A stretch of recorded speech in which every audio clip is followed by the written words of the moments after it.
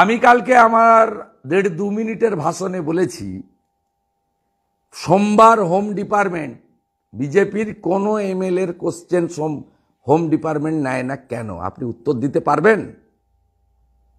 13 বছরে 1 বছর ছাড়া 12 বছর, এটা আপনি যদি ভোটার অ্যাকাউন্ট 2011 দেখেন, ভোটার অ্যাকাউন্ট করে গেছিল বামফ্রন্ট, ফুল বাজেট করেছে টিএমসিএসএ 8 মাসের, তার মানে 14 বার বাজেট হয়ে গেল। এই 14 বার বাজেটের মধ্যে একবার হোম ডিপার্টমেন্টের উপরে ডিসকাশন হয়েছিল, বাকি 13 বারই গিলোটিনে গেছে, এবারেও গিলোটিনে যাবে। আপনার যা লিস্ট এসছে 16 তারিখ পর্যন্ত।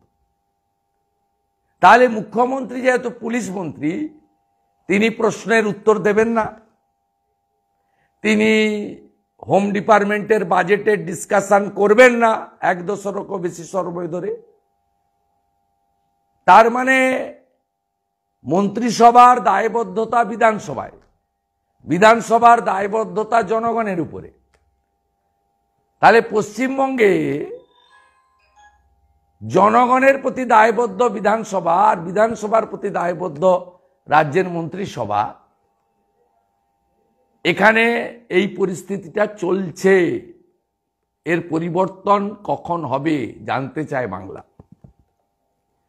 আমরা এই বিষয়গুলো তুলে আমি আবারও বলেছি, মুখ্যমন্ত্রী যদি ব্যস্ত থাকেন, তাকে যদি প্রধানমন্ত্রী হওয়ার দৌড়ে ঘুরে বেড়াতে হয় গোটা দেশব্যাপী, তাহলে তিনি অন্য কোনো মন্ত্রীকে দিয়ে বা পরিষদীয় মন্ত্রীকে দিয়ে স্টেটমেন্ট বা উত্তর দিতে পারেন, সে প্রভিশনও আছে।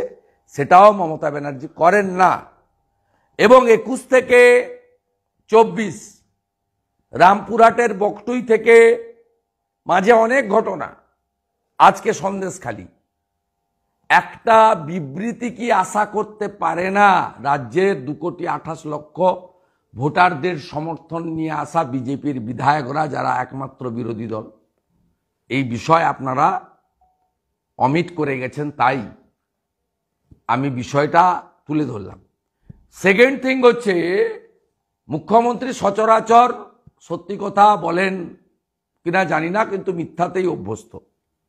এবং আমাদের ঘোষিত অবস্থান আছে, বিজেপি সরকার করলে আমরা মিথ্যাশ্রী চালু করব। এবং প্রথম মিথ্যাশ্রী পুরস্কারটা বাংলার সঙ্গীত একাডেমি পুরস্কার প্রাপ্ত, কলকাতা বিশ্ববিদ্যালয় থেকে ডক্টরেট প্রাপ্ত, একটা সময় জর্জিয়া ইউনিভার্সিটি থেকেও ডক্টরেট লেখা,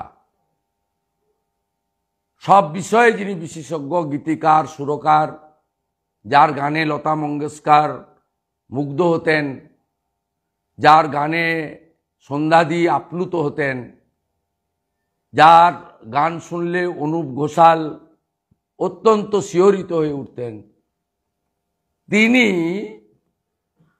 মিথ্যাশ্রী পুরস্কারটা পাবেন বিজেপির সরকারের সময়।